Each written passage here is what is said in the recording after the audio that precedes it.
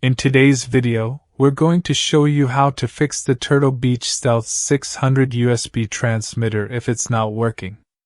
If your headset isn't connecting or just seems totally unresponsive, don't worry. This guide will walk you through some simple steps to get things back on track. First thing you want to do is unplug the USB transmitter from whatever device you're using, whether that's your PC, Xbox, or PlayStation.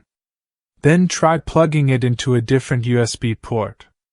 Sometimes a port just isn't delivering the right power or it's bugging out, and switching to another one can make a difference.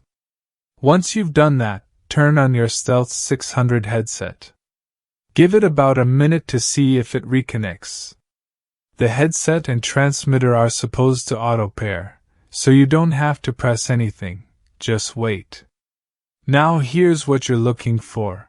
The light on your headset should go solid, not blink. That's a good sign. Same thing for the USB transmitter. If its light goes solid, that means it's paired and working. Also, make sure your mic is flipped down, not muted. While doing this, sometimes that helps with the connection too. If it's still not working after that, it could be a deeper issue, maybe firmware related or even hardware damage. At that point, the best move is to reach out to Turtle Beach support. They can walk you through some advanced troubleshooting, and if it's under warranty, you might be able to get a replacement.